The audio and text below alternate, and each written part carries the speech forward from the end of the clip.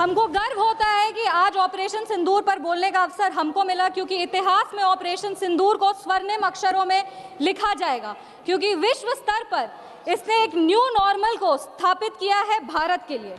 ये new normal की जो नींव है वो सदियों पहले रामचरितमानस में लिख दी गई थी, जिसकी चौपाई है, बिनय न मानत जल्द ही जड़ गए 3 दिन बीत, बोले राम सकोप तब भय बिनु होए न प्रीत। इसका अर्थ ये है कि विनय और धैर्य जरूर ही महत्वपूर्ण गुण है, पर जब धैर्य का बांध टूट जाता है तो भय के बिना उसका कोई उपचार नहीं बचता।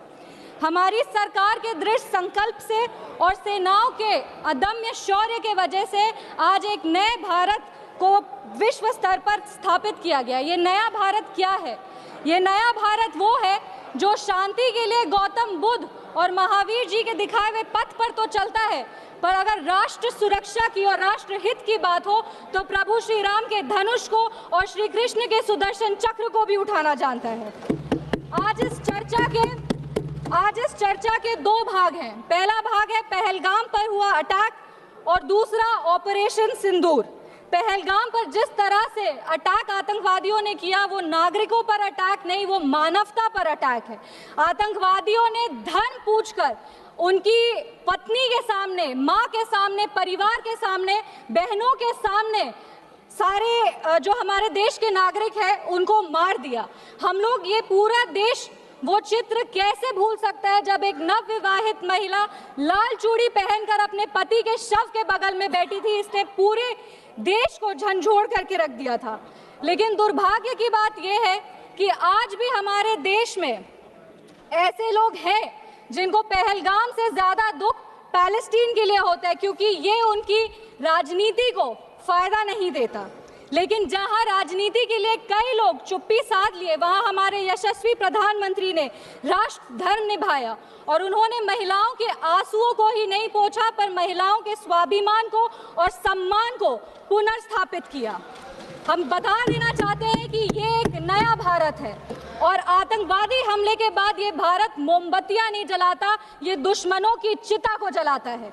ये शांति चाहता है, पर शांति अपने शर्त पर चाहता है, और अगर अपने शर्त को नहीं पूरा किया जाए तो डिप्लोमेसी से डिस्ट्रक्शन तक का भी रास्ता जानता है। इसी बात पर हम एक शायरी कहना चाहेंगे, खतों का दौर गया अब फरमान भेजे जाते हैं, जो करते हैं भारत की आत्मा परवार वो सीधे कब्रिस्तान भेजे जाते हैं। अभी अपने कांग्रेस के साथियों का बात सुन रही थी और वो कह रहे थे कि 1971 में इंदिरा गांधी ने ये किया है, 1971 में इंदिरा गांधी ने वो किया, पर वो कभी भी 1971 का क्रेडिट बिहार के बेटे जगजीवन राम जी को नहीं देते हैं, जो तब के रक्षा मंत्री थे। बांग्लादेश ने उनको 1971 का वॉर हीरो डिक्लेयर किया था और रक्षा मंत्री होने के जंग के बाद भी उन्होंने सैनिकों के रिहैबिलिटेशन के लिए काम किया। लेकिन कांग्रेस पार्टी इसको कभी नहीं रिकॉग्नाइज करेगी, क्योंकि उनको दलित नेतृत्व से समस्या है। वो सिर्फ उनके साथ रहना चाहते हैं जो बाबा साहब के चित्र को अपने पैर पर रखते हैं। अगर हम ऑपरेशन सिंदूर की बात करें तो ये सिर्फ टेरर लॉन्च पैड्स को ध्वस्त नहीं किया, ये पूरी की पूरी तरीके से पाकिस्तान के हौसले को ध्वस्त कर दिया है। लेकिन एक आश्चर्य की बात है मैम, और आश्चर्य की बात यह है कि हमारे दुश्मन देश में एक युवा नेता है और एक युवा नेता हमारे विपक्ष में है। दुश्मन देश का सदन अलग है, हमारे देश का सदन अलग है, वहां के नेता अलग है, यहाँ के नेता अलग है, पर इनका सवाल एक ही है। विपक्ष का सवाल और दुश्मन देश के नेता का सवाल एक कैसे हो सकता है? मैं विपक्ष के साथियों को चुनौती देती हूँ कि अपनी राजनीति से ऊपर उठ करके कभी राष्ट्र हित की सोचनी चाहिए। अगर सरहद पर सेना लड़ रही होती है तो उनसे सवाल नहीं पूछे जाते, उनको सलामी दी जाती है।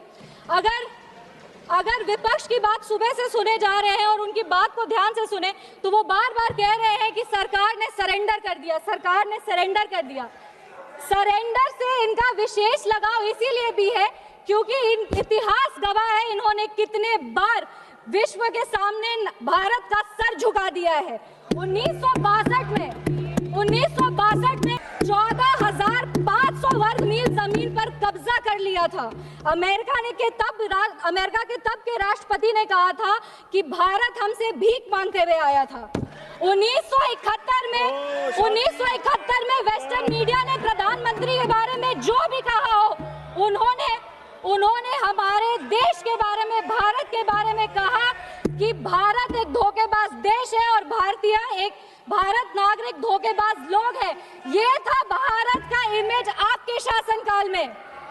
1985 में CIA के क्लासिफाइड रिपोर्ट से कि विदेशी तंत्र भारत की सरकार को चलाती थी, इनसे जवाब मांगिए।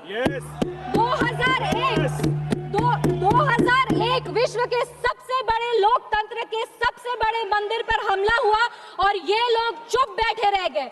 2008 मुंबई अटैक, पूरी तरीके से देश को झकझोर दिया गया, पर इन्होंने कभी नहीं जवाब दिया। अगर आज आतंकवादियों को जवाब दिया है तो वो हमारे यशस्वी प्रधानमंत्री श्री नरेंद्र मोदी जी की सरकार ने दिया है।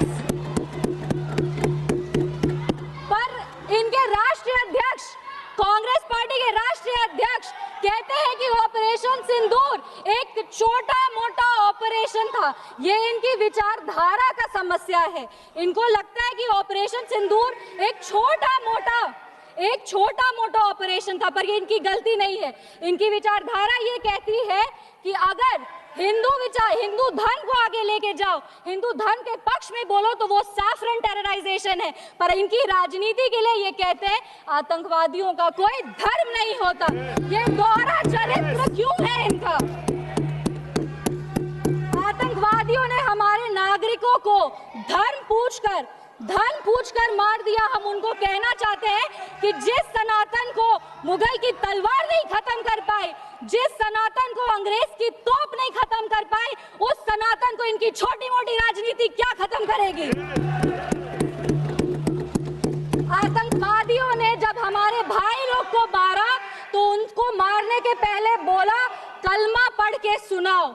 उन नागरिक की बहन होने के नाते, इस देश की बेटी होने के नाते हम उनको महाभारत सुनाना चाहते हैं। महाभारत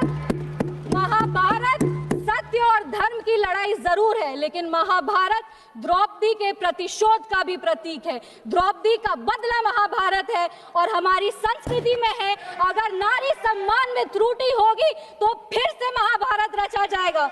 और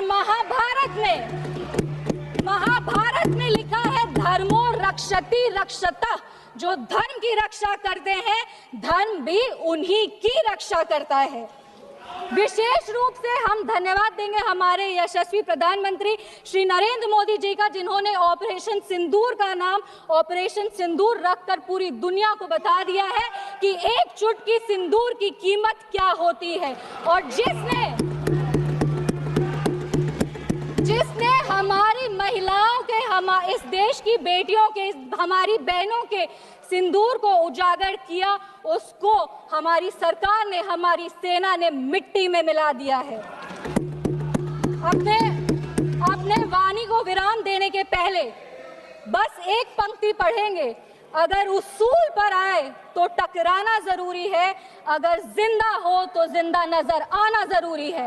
भारत एक जिंदा देश है, उसकी रगों में अखंडता का और एकता का खून दौड़ रहा है, और जब जब भारत की अखंडता पे और एकता पर प्रहार होगा, भारत एकजुट होकर के मुंह तोड़ जवाब देगा। जय हिंद, जय बिहार, भारत माता की जय।